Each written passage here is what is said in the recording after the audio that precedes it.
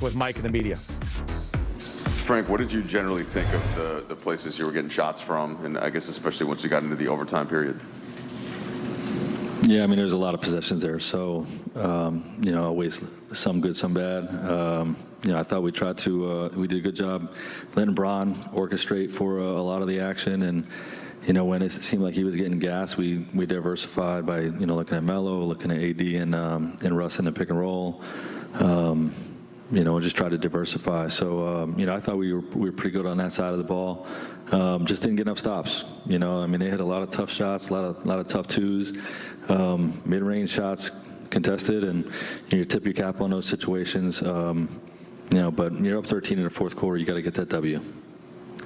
Is there an overall takeaway, whether it's frustration or not, from losing the game like this, Frank?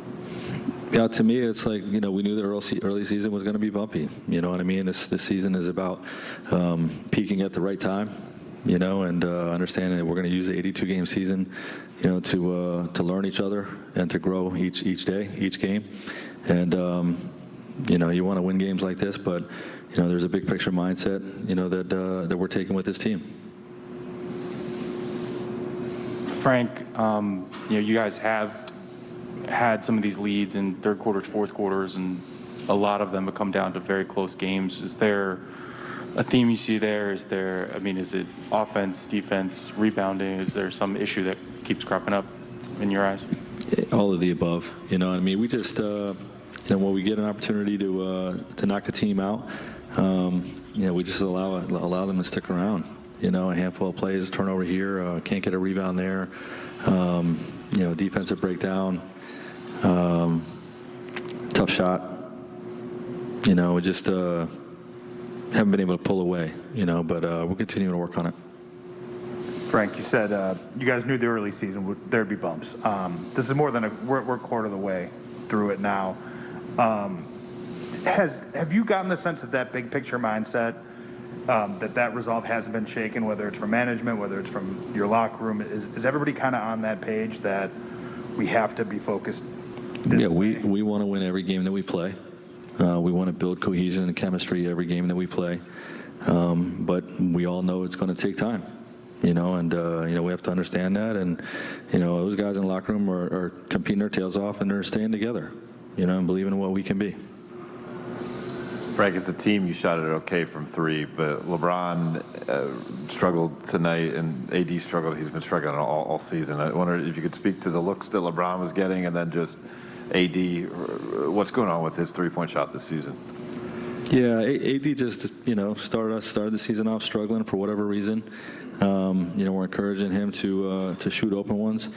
And knowing that it's going to come around, it just hasn't yet. It's just part of our early season struggles. When he starts knocking that down the way he's done the last few years, it's going to open up a lot of things for our team. And Bron has been shooting it extremely well, but this team got in at 3 in the morning, 2 nights ago, 6 in the morning on our body clocks Eastern time, and after an overtime game. So clearly we were a little worn down, and the shots were short. We just got to push through that. Like I said, we should still get this W. We've got to turn a page and get our attention on Detroit Sunday. Lost a 7-point lead in overtime with about 1:45 left. Gave up 16 offensive rebounds for 23 points. Sacramento bench scored 71 points. Wow. Rob, this was a bad loss. Where would you like to start? Well, this game boils down to execution, and there was a lot of execution that was very questionable. And when you have games like this, you have to execute, because we always talk about teams coming in here and saying, okay, the Lakers are our championship game. Lakers are the team that we always want to beat, especially Sacramento. They always want to beat the Lakers.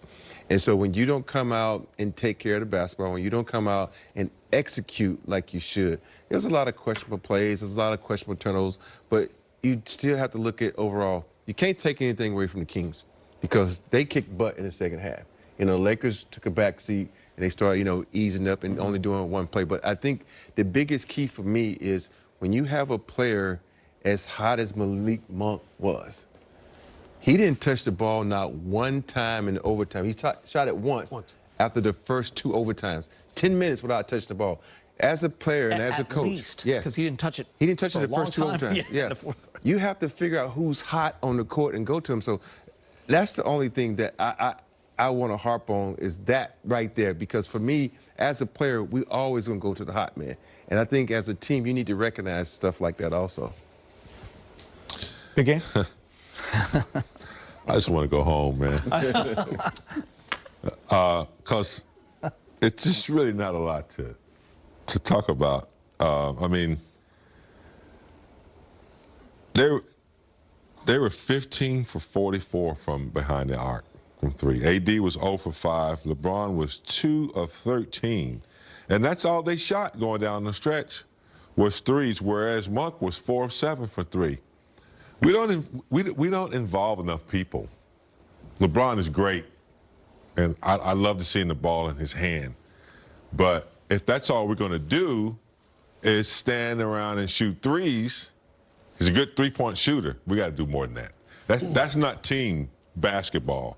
What we witnessed, whatever, those last 3 overtimes, that is not team basketball. That is, we're going to take our elite players, hope we hit some threes, forget about Monk, forget about other guys who can create. You know, where's your playbook? This can't be it down the stretch, because this is not a winning formula, okay? If you're just gonna shoot threes and try to win games that way, when you have proven that you have plays that you can execute down the stretch. Standing around and just no movement is easy to defend, very easy, unless you got a really hot player like Sacramento did with Fox. Yep. And he didn't hit only threes, he navigated a little bit. So they got to do some soul searching now. I mean, I still think there are ways out, but my God, I mean, coming home, losing to the Sacramento team without 2 starters, the team is not playing that great. Forget about Thanksgiving, that's no excuse. We all are full turkey. But man, they were full of something else tonight, Brez. I don't know what. Yeah, James, let's not forget this Sacramento team, new coach. Bad. I just let our friend Luke Walton go about 5 days ago. I'm also kind of perplexed by this. I feel like we keep saying the Lakers have found a new low. OKC game number 1, and then they lost again to OKC. And maybe this is the new low of the season, going 3 overtimes against a team without 2 starters. And then the other guy, Mo Harkless, he comes in to start for one of the guys that's missing. He gets hurt. So this team is really down to threads. But they still had De'Aaron Fox. Buddy Hield got pretty hot. Another big picture problem for this team, guys. This is their 7th overtime period that they've played. That's 35 extra minutes. LeBron played 50 tonight, played 43 in overtime against Indiana the other night. This is the oldest team in the league, and they just keep logging minutes. The minutes are piling up, and it's so early in the season, guys.